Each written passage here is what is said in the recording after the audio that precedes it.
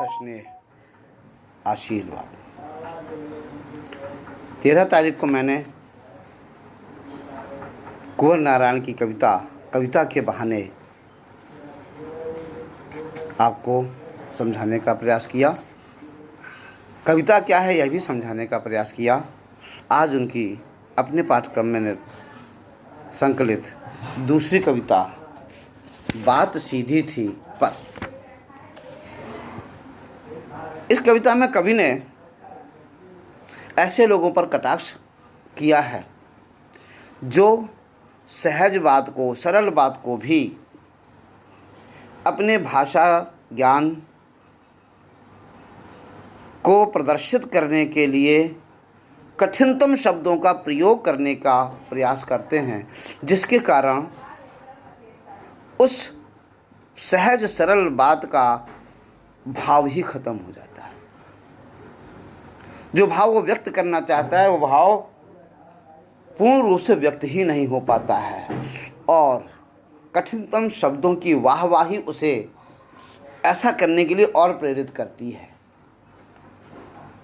अंत में वह कविता बच्चों के खेल की तरह उससे पूछती है, क्या तुमने कभी सहज बात को सहजता से, सरलता से कहना नहीं सीखा है?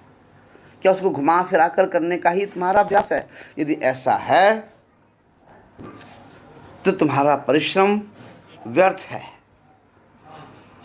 क्योंकि किसी दबाव या अतिरिक्त मेहनत की जरूरत सहज बात को करने में नहीं होती है।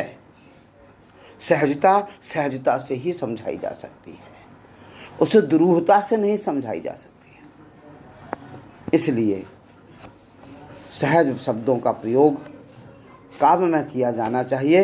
इस कविता के माध्यम से कवि यह बताना चाहता है। बात सीधी थी पर एक बार भाषा के चक्कर में जरा टेढ़ी फंस गई। कवि कहता है कि कवि अपने भावों को व्यक्त करने के लिए, सरलतम बातों को व्यक्त करने के लिए एक सरल बात को लेता है, लेकिन वह भाषा के कठिन शब्दों के प्रयोग में अपनी उस अभिव्यक्ति को कभी स्पष्ट नहीं कर पा रहा है और उस भाषा के कठिन शब्दों के ढूंढने में, कठिन शब्दों को लाने में वह उसी में उलझता चला गया और वो जो सहज अभिव्यक्ति थी वह फंस गई, वहीं की वहीं रह गई। उसकी अभिव्यक्ति ही नहीं हो पाई क्योंकि वह कठिन शब्द उस भाव को व्यक्त करने में असमर्थ हो रहे थे।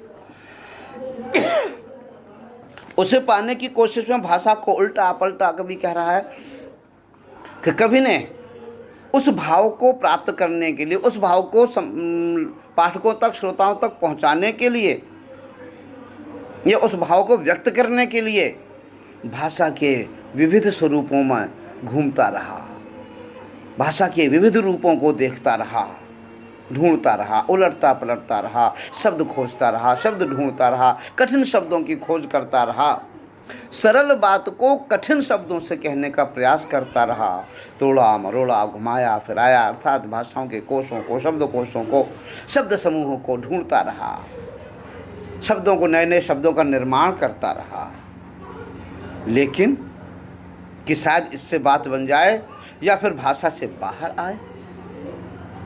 लेकिन इससे भाषा के साथ साथ बात और भी पेचीदा होती, शब्द तो नहीं मिला, भाषा तो नहीं मिल पाई, लेकिन बात और कठिन होती गई, सरल बात और कठिन होती गई, फंसती चली गई, शब्द नहीं मिला, भाव को, उस भाव को व्यक्त करने वाले वे शब्द, कठिन शब्द नहीं मिल पाए। सारी मुश्किल को धैर्य से समझे बिना मैं पेंच को खोलने के बजाय उसे बेतरह कसता चला गया। जैसे जब कोई पेंच खोलता है व्यक्ति और जब खुलता नहीं है तो चारों तरफ से घुमाने का प्रयास करता है, इधर से खुल जाए, उधर से खुल जाए, और उस चक्कर में क्या होता है, वो पेंच और कसता चला जाता। ठीक ऐसे ही कवि की वह भावाभिव्यक्ति और कसती चली गई, अर्थात और उलझती चली गई, लेकिन उसे शब्द नहीं मिले, उसे बेतरह कसता चला जा रहा था, अर्थात वो केवल शब्दों के जाल में घूमता चला जा रहा था, फंसता चला जा रहा था। क्योंकि इस कर्तव्य पर मुझे साफ साफ सुनाई दी। कभी कहना चाहता है कि वो कह रहा है कि मुझे ऐसा करने से, नए नए शब्दों का प्रयोग करने से, नए नए कठिनतम शब्दों का प्रयोग करने से मुझे समाज की वाहवाही मिल रही थी। भाई वाह, कितने अच्छे अच्छे शब्द लाया, ढूंढ के लाया शब्द। कहाँ कहाँ से कितने कोश पड़े होंगे, शब्दकोशों को खंगाला होगा, तब कहीं जाकर इतने कठिन कठिन शब्द मिले।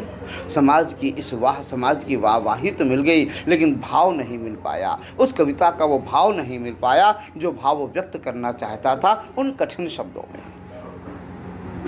आखिरकार वही हुआ जिसका मुझे डर था। कवि कहता है कि आखिर हुआ क्या? वही जिसका मुझे डर था कि भाव तो मर ही गए, जबरदस्ती की नए नए शब्दों को गठा। जैसे पेंच को उल्टा कसने पर चूड़ी मर जाती है, ऐसे ही शब्दों के खंगालने में, शब्दों को ढूंढने में, कठिन शब्दों का प्रयोग करने में भाव रूपी चूड़ी मर गई। कविता रूपी पेंच की भाव रूपी चूड़ी मर गई और वह बेकार घूमने लगा था, भावहीन हो गया। वह कविता भावहीन हो गई, अर्थहीन हो गई, लोगों के लिए ग्राह्य नहीं रही, स्वयं को भी भाव अभिव्यक्ति की संतुष्टि नहीं प्राप्त हो सकी। और फिर क्या किया?